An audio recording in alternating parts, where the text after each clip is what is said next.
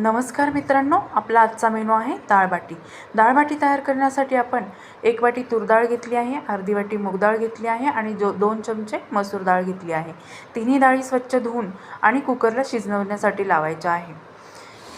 त्याच्यानंतर आपण घेतला आहे 2 वाट्या गव्हाचं पीठ, 1 वाटी रवा, त्यात थोडासा ओवा टाकला आहे, थोडा सोडा टाकला आहे, चवीनुसार मीठ टाकलं आहे आणि साजूक तुपाचं मोहन टाकून ते पीठ व्यवस्थित घट्ट भिजवून घेतलेलं आहे। थोडा वेळ सेट झाल्यानंतर त्याचे असे छान छोटे छोटे गोळे तयार करून घेतले आहे। हे गोळे छोटे छोटेच करायचे आहे कारण ते आपल्याला नंतर वाफवून घ्यायचे आहे। त्यानंतर आपण डाळ तयार करण्यासाठी कढईत साजूक तूप टाकलं आहे, त्यात मोहरी टाकली आहे, मोहरी तडतडल्यानंतर जिरं टाकलं आहे, त्यानंतर कढीपत्ता टाकला आहे। नंतर आपण आता आलं लसूण पेस्ट टाकून घेणार आहोत। आलं लसूण पेस्ट व्यवस्थित परतून घ्यायची आहे, त्याचा कच्चेपणा पूर्णपणे गेला पाहिजे। त्यानंतर आपण त्यात टाकणार आहोत टोमॅटो अतिशय बारीक चिरायचा आहे, जेणेकरून तो व्यवस्थित शिजून त्याची पेस्ट तयार व्हायला पाहिजे, म्हणून तो बारीक चिरून घ्यायचा आहे। टोमॅटो व्यवस्थित परतून घ्यायचा आहे, त्याचा कच्चेपणा पूर्णपणे जाऊपर्यंत तो टोमॅटो परतायचा आहे।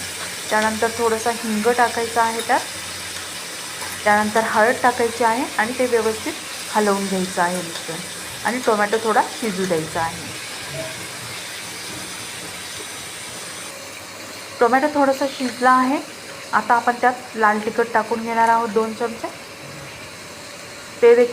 लाल तिखट देखील व्यवस्थित छान परतून घ्यायचं आहे तेलात, ते कच्चं नको लागायला। त्याच्यानंतर त्यात 1 चमचा धना पावडर आणि 1 चमचा जिरा पावडर टाकायची आहे आणि व्यवस्थित परतून घ्यायचं आहे। यानंतर आपण ज्या 3 डाळी घेतल्या होत्या, तूर डाळ, मसूर डाळ आणि मूग डाळ, शिजवून त्यांचं मिश्रण यात टाकून घ्यायचं आहे व्यवस्थित। टोमॅटो परतल्यानंतर हे मिश्रण यात मिक्स करून घ्यायचं आहे, ते व्यवस्थित हलवून घ्यायचं आहे। त्यात मीठ टाकायचं आहे आणि यात थोडासा गूळ टाकून एक 15 ते 20 मिनिटं मंद गॅसवरच हे वरण शिजवून द्यायचं आहे। हे आपलं डाळ बाटीचं वरण तयार झालेलं आहे। आता आपण बाटी वाफवून घेऊया। त्यासाठी आपण एकीकडं गरम पाणी करायला ठेवलं होतं, पाण्याला उकळी आल्यानंतरच त्यामध्ये हे बाटी वाफवायचं भांडं ठेवलं आहे मी। उकळी आल्यानंतरच त्यात बाटी ठेवून घ्यायची आहे। त्यात थोडंसं अंतर ठेवायचं आहे कारण आपण बाटी तयार करताना त्यात सोडा टाकलेला असतो, त्याच्यामुळे त्या वाफवल्यानंतर फुलतात बट्ट्या, त्याच्यामुळे त्यात थोडंसं अंतर ठेवायचं आहे।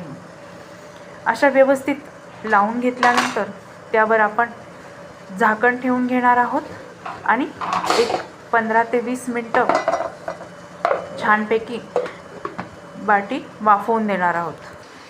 15 ते 20 मिनिटं झाल्यानंतर बघू शकतात किती छान ह्या फुगल्या आहे। ह्या अशाच फुलायला हव्या असतात। नंतर ह्या थोड्या गार होऊ द्यायच्या आहे आणि नंतर गार झाल्यानंतर ह्या अशा कट करून घ्यायच्या आहे की जेणेकरून त्या आतपर्यंत तळल्या गेल्या पाहिजे।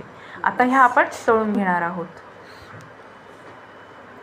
कढईत आता साजूक तूप ठेवणार आहोत आपण तळायला आणि त्यात बाटी तळायला टाकणार आहोत। डाळ बाटी म्हणले की साजूक तूप भरपूर लागतो।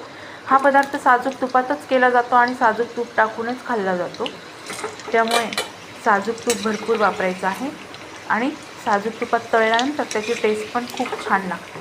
आणि बाटी तळताना गॅस बारीकच ठेवायचा आहे, मोठ्या गॅसवर तळायचा नाही आहे। मोठा गॅस केला की त्या वर्ण करपतात आणि आतमध्ये कच्च्याच राहतात, आपल्याला तसं करायचं नाही आहे। मंद गॅसवर त्या आतपर्यंत तळल्या गेल्या पाहिजे। अशा बघू शकतात किती छान गुलाबी झाल्या आहे।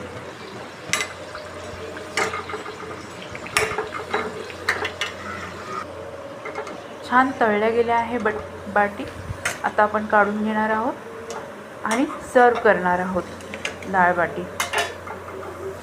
त्यासाठी आपण वरणात पण तूप टाकून घेणार आहोत, साजूक तूप, आणि बट्टीवर पण तूप टाकणार आहोत। जरी आपण वरणाला फोडणी द्यायला साजूक तूप वापरलं आहे आणि बट्टी पण साजूक तुपात तळली आहे, तरी ह्याच्यावरनं पण तूप टाकून खाण्याचीच पद्धत असते, त्यामुळे भरपूर तूप लागतं। अशी डाळ बाटीची रेसिपी आवडल्यास लाईक, शेअर, सबस्क्राईब जरूर करा। थँक्यू।